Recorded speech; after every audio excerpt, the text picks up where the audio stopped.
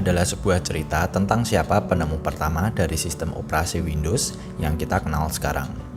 Mari kita kembali ke tahun 70-an untuk memulai cerita ini. Di tahun 1977, saat itu Apple sedang jaya-jayanya dengan produk Apple II yang bisa dimiliki oleh semua kalangan. Berkat Apple, konsumen pelan-pelan mulai menyadari bahwa perangkat komputer bisa membantu dan memudahkan mereka melakukan tugas dan pekerjaan sehari-hari. Seiring dengan itu, pesaing Apple, IBM, yang juga berada di industri yang sama, juga mulai melihat masa depan dari bisnis PC yang sangat cerah. Mereka juga harus bersaing di industri ini. Saat itu, IBM sudah merupakan perusahaan yang sangat besar, sehingga untuk membuat sebuah prototipe PC akan membutuhkan bertahun-tahun karena proses birokrasi dan produksi yang sangat rumit.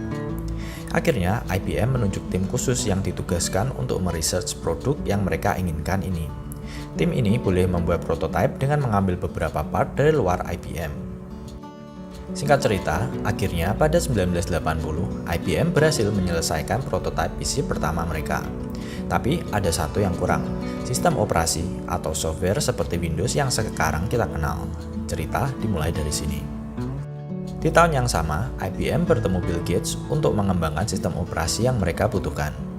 Hasilnya, Bill Gates yang saat itu berusia 25 tahun sepakat untuk proyek tersebut dan akan merahasiakannya. Tapi akhirnya, Bill Gates yang saat itu juga belum memiliki sistem operasi Windows memberitahu IBM untuk menemui Gary Gildahl.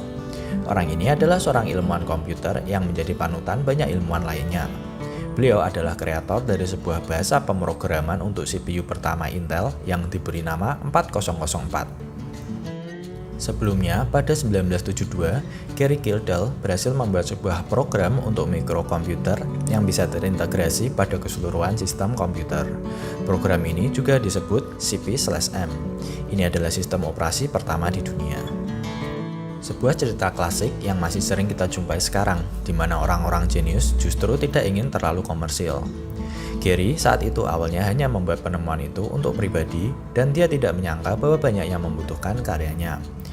Karena dia hanya mengerjakan itu sekedar hobi, dia tidak berminat untuk membesarkan temuannya itu. Di belakang pria jenius pasti ada istri yang pandai berbisnis. Istri Gary, Dorothy, terus mendorong agar suaminya segera mematenkan hasil temuannya itu. Akhirnya dibentuklah Digital Research pada 1979. Perusahaan ini menjadi sebuah standar untuk sistem operasi temuannya. Saat itu, Gary sangat populer seperti Bill Gates sekarang. Hal itu juga yang membuat Bill Gates menyuruh IBM untuk menemui Gary. Sebelum pertemuan dengan IBM, Gary saat itu sampai dihubungi Bill Gates, karena IBM adalah perusahaan besar dunia saat itu. Tapi, Gary yang pembawaannya santai tidak terlalu mempedulikan nasihat Bill Gates dan tidak terlalu memperhatikan karena dia tidak tahu bahwa yang akan menemuinya adalah IBM, perusahaan teknologi terbesar di dunia saat itu. Bahkan, Gary malah sedang pergi dengan private jet-nya untuk urusan pekerjaan lainnya ketika pihak IBM datang ke Seattle, tempat tinggal Gary. Karena Gary sedang tidak berada di tempat, istri Gary, Dorothy, yang bertemu IBM. Tawaran dari IBM ditolak oleh Dorothy yang saat itu menjabat sebagai kepala operasional Digital Research karena tidak setuju ketika disuruh menandatangani sebuah non-disclosure agreement. IBM kemudian kembali membujuk Bill Gates untuk membuatkan mereka sistem operasi yang akhirnya diterima oleh Bill Gates.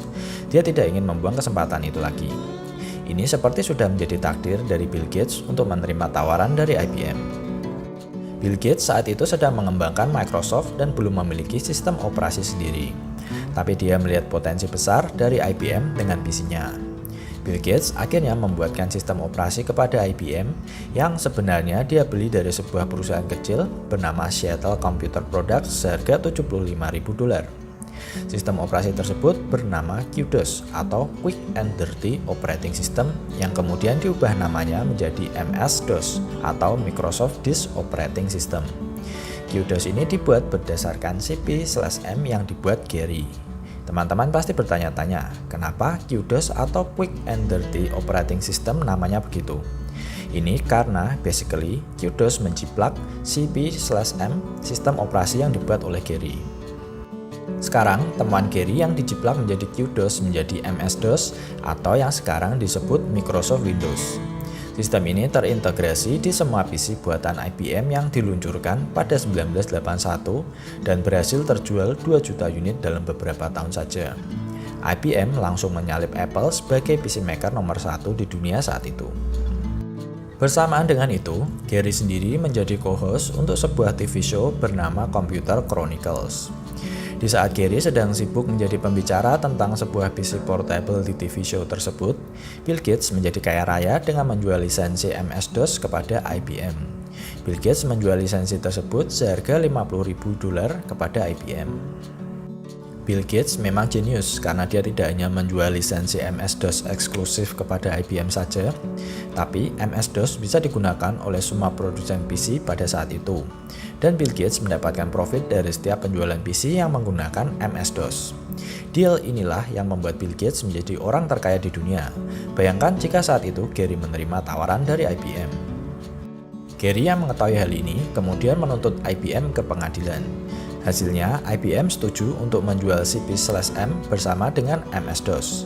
Tapi saat itu harga CP/M $240, sedangkan MS-DOS hanya $40.